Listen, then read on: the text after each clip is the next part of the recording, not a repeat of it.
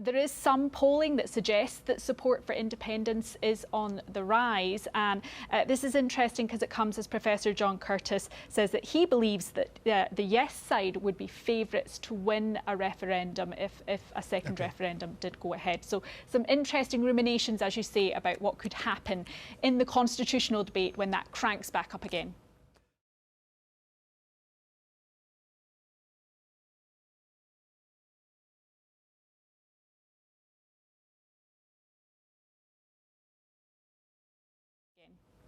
Lindsay, thank you very much indeed for that. Now, there's a growing row between the governments in Edinburgh and Cardiff and the UK government about how we'll buy and sell things after we leave the EU single market, probably at the end of this year. The British government wants a system where any good or service approved for sale in any one part of the UK can be sold in any other part. Sounds fairly technical, but it's caused horror in the devolved administrations who claim, among other things, it could lead to the by now emblematic chlorinated chickens being sold here in Scotland, even if the Scottish Parliament bans them.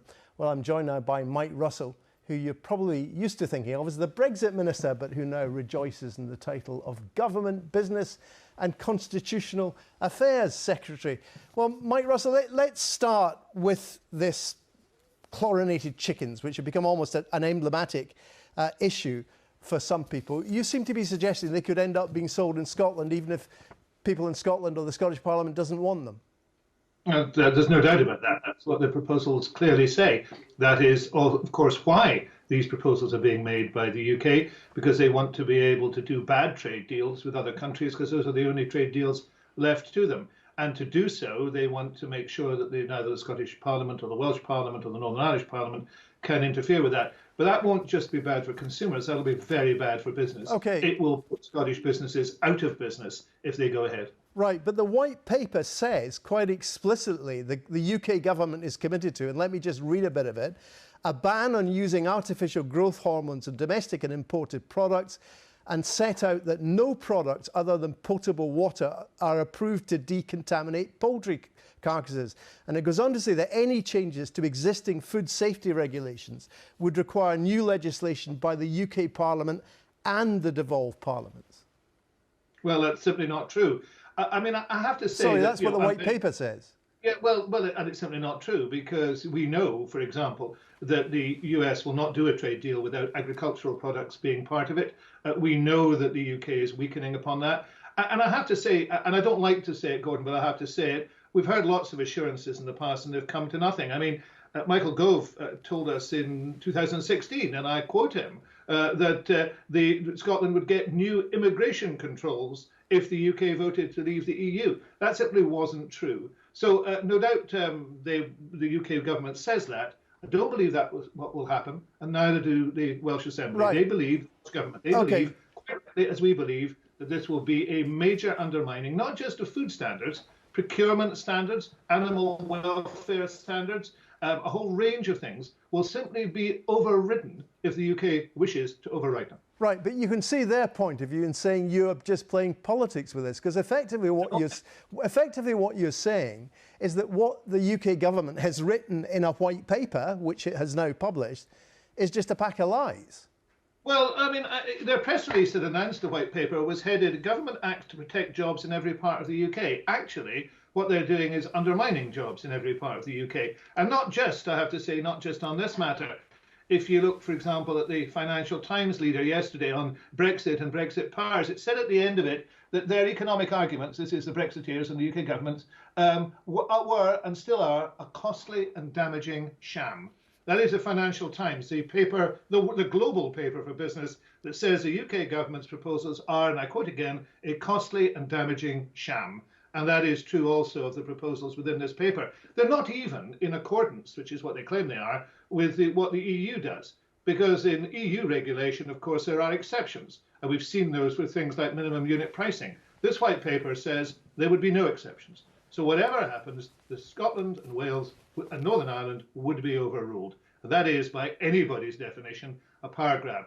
But it's really harmful for consumers and really harmful for business. Scottish business is going to lose out, and lose out very badly with these proposals. Hang on a minute. I mean, what you are saying and what you've just said makes relations between the devolved administration in Edinburgh and London almost impossible. I mean, if you're going to say that what the British government says in a white paper is just nonsense, I mean, if this is written into the bill, they would be legally committed to what they're saying. Oh, yes.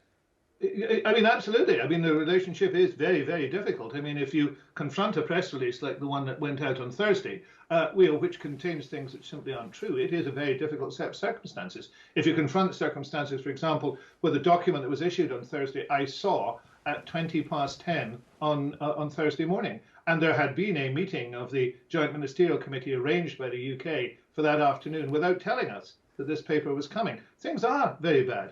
And this doesn't have to be, it doesn't have to be like this, because actually we have been able to work with the UK, for example, on no deal planning, though we don't like it, previously. But I have to say, in the year since Boris Johnson became Prime Minister and Michael Gove took over the constitutional relations, from bad to worse. Right, but sorry, are you saying that even if the British government wrote the paragraph that I've just read out to you into a bill, and that bill was passed by Parliament, you would still say, no, we don't believe you, it's rubbish? Well, I don't believe it will be written into a bill. I mean, the white paper, in the end of the day, will not reflect what actually happens. What actually happens will be what the UK government and a small cabal in the UK government wants to happen.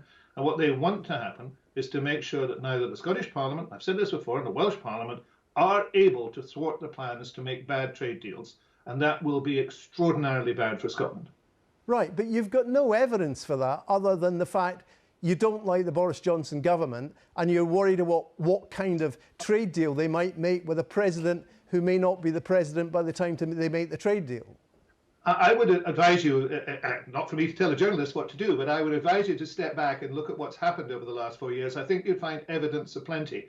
I've lived with this for 4 years. I have to say that my view presently of the relationship is it is at an all-time low, and this paper makes it even worse. And I would urge the UK government to step back from this. We already have frameworks, voluntary frameworks, that are in place and going into place, which cover these matters. That's what they were intended to do. The frameworks that we agreed some years ago after a lot of difficulty are there to do this. The first principle of them, and I quote it, is to enable the functioning of the UK internal market. And it goes on to say that these have to be based on established conventions and practices, including the competence of the devolved institutions, which will not normally be adjusted without their consent.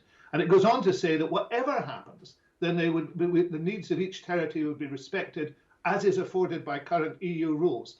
That is a document, a written document, which made those promises. And that's being set as nothing.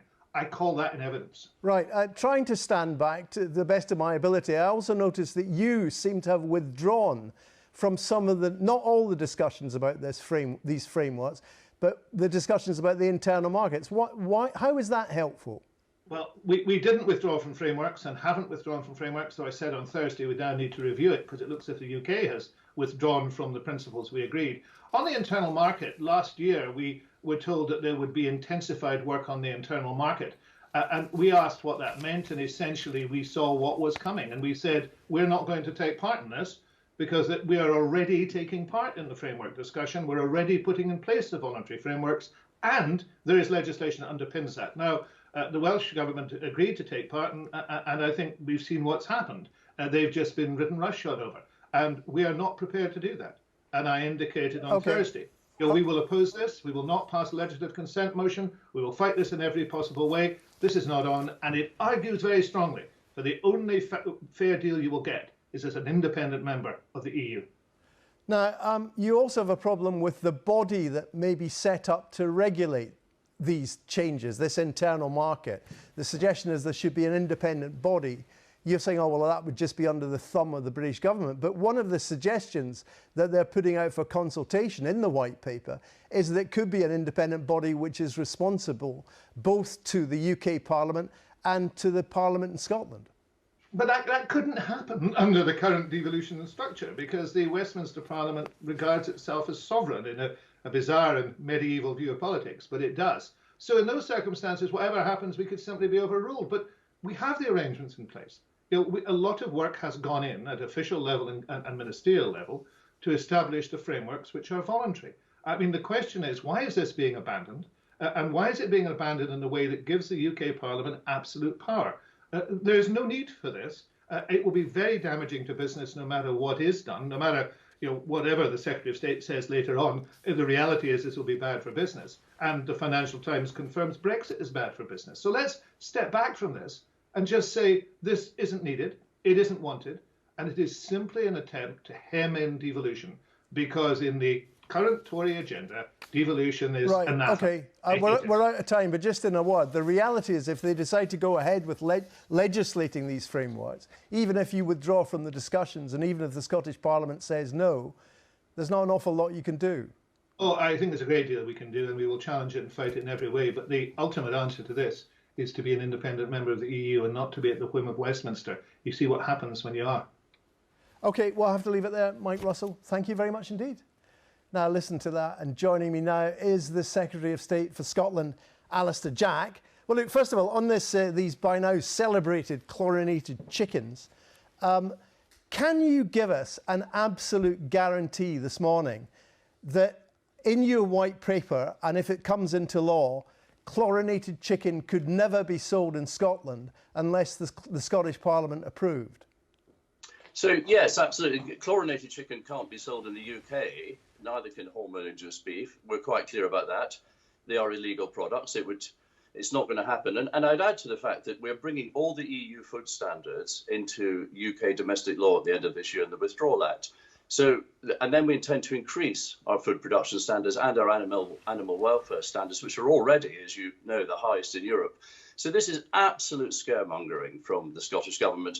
And it's the best they can do on what they're claiming is a constitutional bill. And it simply isn't. This is an economic bill. It's the business department that's bringing it through. It's not a constitutional matter. This is about strengthening the United Kingdom economy. Right. What you've just said goes to the UK government doesn't want to lower food standards. It doesn't answer the point. The bill is ambiguous. It says that if food standards were ever changed, it would need the approval of the UK Parliament and the parliaments in Scotland and Wales. What it doesn't make clear is whether the Scottish and Welsh parliaments would have a veto on any changes, because in theory then the UK Parliament could pass things, and because of the principle that something that's passed in one area of the UK could be sold in any other, it could be sold in Scotland as well. So are you saying that the Scottish Parliament would have a veto on any of these changes? Well, before you even go to that, we've set up a Food Standards Commission. All the farming unions have signed up to it, and the farming unions that we've spoken to are absolutely clear that this food standards chlorinated chicken argument is a red herring. But yes, it will have to be, if we ever did a deal, which we're not going to, so let's just move on to talk about something else.